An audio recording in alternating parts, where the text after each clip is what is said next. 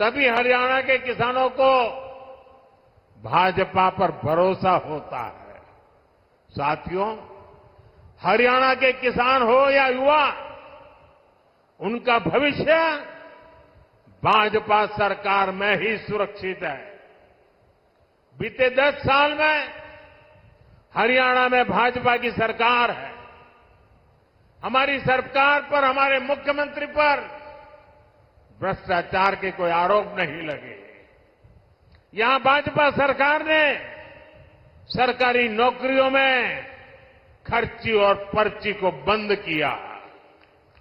8 अक्टूबर के बाद भाजपा की नई सरकार एक बार फिर नौजवानों के लिए हजारों नए अवसर बनाएगी। यहां युवाओं को बहुत बड़ी संख्या में नए रोजगार मिलेंगे। साथियों, सोनीपत, पानीपत की ये पूरी बेल्ट अवसरों से भरी है। यहां पर हो रहे विकास कार्य इस पूरे क्षेत्र को आधुनिक पहचान दे रहे हैं। भाजपा सरकार ने सोनीपत तक मेट्रो के विस्तार को स्वीकृति दी है। आज जिस तरह इस क्षेत्र में भाजपा ने नए हाईवे बनवाए हैं, उस मामले में तो एक क्षेत्र सबसे कनेक्टेड इलाकों में से एक बन रहा है। साथियों, हरियाणा भारत की मेडल फैक्ट्री भी है। हाल में ओलंपिक्स और पैरालंपिक्स में भारत के शानदार प्रदर्शन में हरियाणा के खिलाड़ियों की बड़ी भूमिका रही है। अब भारत में हम 2036 में, 2036 में ओलंपिक कराने के लिए प्रयास कर रहे हैं। इसका फायदा हरियाणा के नौजवानों को होगा। यहां स्पोर्ट्स का नया इंफ्रास्ट्रक्चर बनेगा। गांव-गांव में नए खिलाड़ियों को अवसर मिलेगा। आप देखिए, देश की तीसरी स्पोर्ट्स यूनिवर्सिटी यहां भाजपा ने ही सोनीपत में बनवाई है। अब हरियाणा भाजपा ने घोषणा की है, हर जिले में अलग अलग ओलंपिक खेलों की नर्सरी बनाएंगे। हरियाणा की बेटियां, हरियाणा के बेटे दुनिया भर में जाकर मेडल लाए, उसमें भाजपा हर तरह से उनकी मदद कर रही है। साथियों, आपके पास तो हमारे साथी मोहनलाल बड़ोली जी के रूप में हरियाणा भाजपा का अध्यक्ष है। अरविंद शर्मा जी जैसे अनुभवी जनप्रतिनिधि है, जिनको इतने साल तक केंद्र में रहने का अनुभव है। इनके रहते यहां के विकास की गति और तेज होना तय है। साथियों, सोनीपत की ये धरती उन वीर जवानों की भी धरती है, जिन्होंने हिमालय की ऊंची चोटियों पर दिन रात मातृभूमि की रक्षा की है। हरियाणा की वीर माताओं की हजारों संतानें आज बॉर्डर पर है। यहां के अनेक संतानें हैं जिन्होंने जम्मू कश्मीर में हालात को सामान्य बनाने में मदद की है। वहां आतंक और अलगाव के जख्म हरियाणा के वीर बेटों ने अपने शरीर पर खाए हैं। अब मत भूलिए, कांग्रेस की कुनीति से निकले पत्थर हरियाणा की संतानों पर फेंके जाते थे। आज जब जम्मू कश्मीर में शांतिपूर्ण मतदान होता है, तो सबसे अधिक खुशी हरियाणा की वीर माताओं को होती है।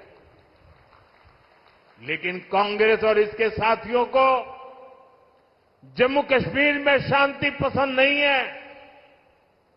कांग्रेस जम्मू कश्मीर में फिर से धारा 370, आर्टिकल 370, वापस लाना चाहती है।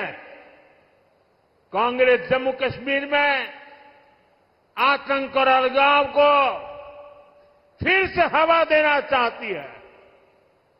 तुष्टीकरण के लिए कांग्रेस देश के दुश्मनों के एजेंडा को भारत में लागू करना चाहती है। ऐसी कांग्रेस को आप हरियाणा के लोग सबक सिखाएंगे, ये मुझे पूरा भरोसा है।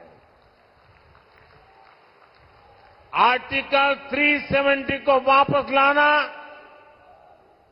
उन वीरों की कुर्बानी का पाठ होगा जिन्होंने जम्मू कश्मीर में आतंक के खिलाफ लड़ाई लड़ी है।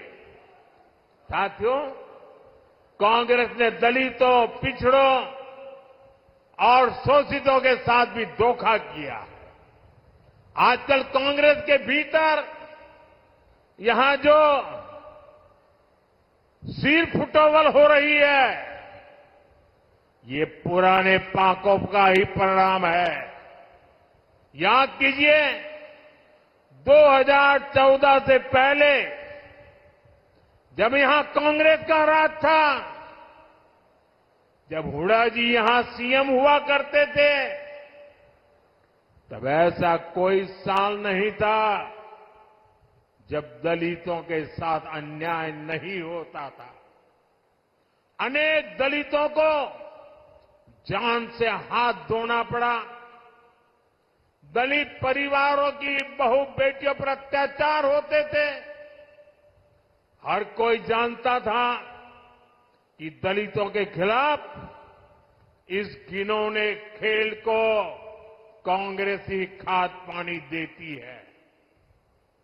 और जो भी कांग्रेस की दलित विरोधी हरकत के खिलाफ बोलता है, कांग्रेस उसके खिलाफ साजिशें करने लगती है।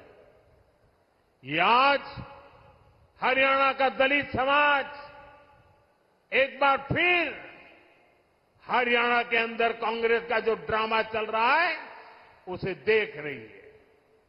साथियों, कांग्रेस ने हमेशा ही दलित, ओबीसी और आदिवासियों को भागीदारी से वंचित रखा है। ये तो बाबा साहब आंबेडकर थे जिन्होंने दलितों को आरक्षण दिया, वरना ओबीसी की तरह दलितों को भी अपने हक के लिए कांग्रेस की हार का ही इंतजार करना पड़ता। जब जब कांग्रेस सरकार से दूर रही है, तब तब गरीबों को, एससी, एसटी, ओबीसी को उनका हक मिला है। और जब जब कांग्रेस सरकार में रही है, उसने दलितों, पिछड़ों का हक छीना है।